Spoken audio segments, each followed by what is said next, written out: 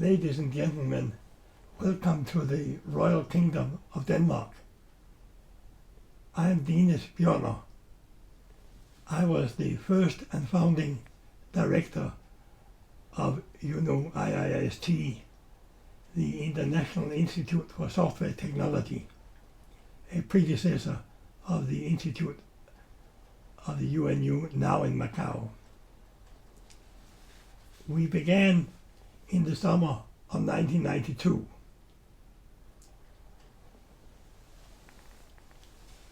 Over the 5 years, from 1992 to 1997, when I was the director, and still continuing until 2009, that is for approximately 17 years, the research and training program of UNU-IIST was as follows. Every year we would select a number of UN fellows to come for 12 to 18 months to Macau to work with our scientists. These young people came from a widening circle of countries, initially from China, then Vietnam, the Philippines, Indonesia, India, etc., on beyond to Africa, to Cameroon, further on in later years to South America and Central America and also Eastern Europe. We selected the young fellows as follows.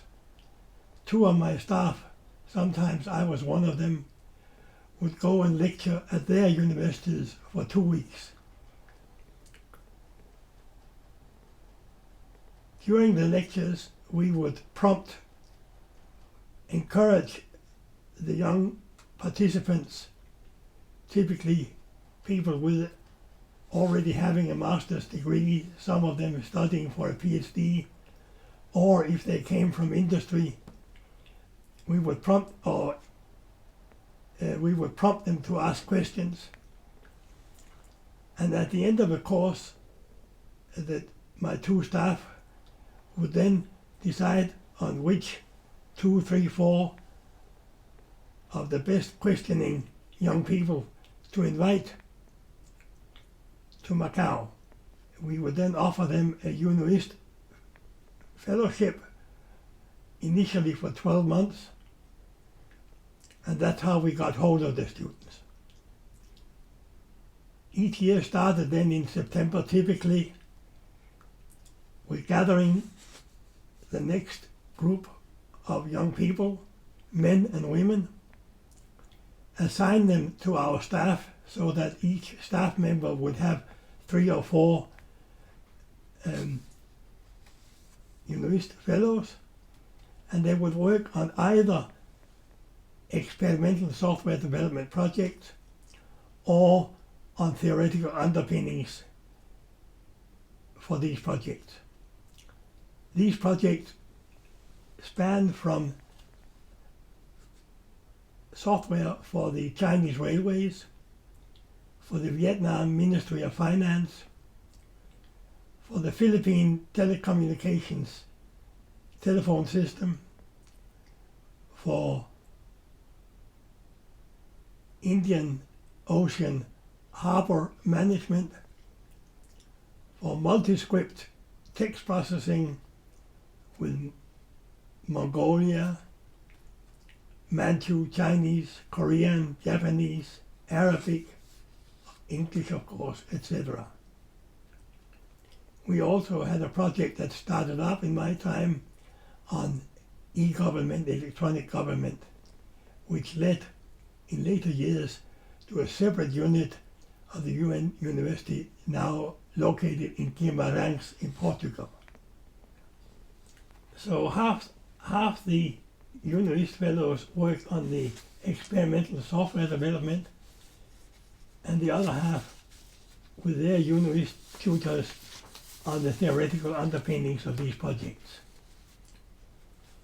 The UNU-IIST in those days was a pell-mell of people of many languages, many religions, many colors, gathered around one idea: the science and engineering of how to construct trustworthy, safe, correct software using mathematical methods. Thusly dealing with cross-group, ad hoc, technical and scientific discussions in front of whiteboards and at seminar, or as well working quietly at their desks. UNU-IIST in those days, the first 15, 17 years, also hosted several 1 or 2 week schools or seminars at which we invited further young people from neighboring countries to Vietnam, with lectures often given by visiting professors from North America, Europe, Australia, and so on. Our Friday afternoon gatherings were quite memorable. Here we gathered all staff, administrative staff including all fellows, discussing such lofty issues as which are the foundations of our science, what could be the philosophical issues of these. Every Friday we did that, and once a month after such a session, at the closing of the day, 5 to 6, we would all go out, 30 to 40 people, to eat at a Chinese restaurant with the professional staff paying everybody else, not the UN. So this was our way of empowering emerging developing countries, not by think tank like studies of socioeconomics, computing issues, that's okay, but by the UNU-IIST fellows returning home to their base institutions, well equipped to tackle such issues with their home colleagues. There are many ways of achieving worthy goals. Ours brought smiling faces, long friendships, and UNU-IIST fellows who now head institutes in China, Mongolia, Vietnam, India, Nepal, Belarus, Argentina, Gabon, etc.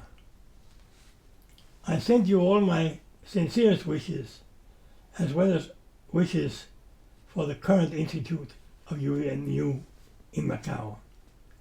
Many thanks to the People's Republic of China, to the then Portuguese unit of Macau, and to the lovely country of Portugal for having made all this possible. Thank you very much.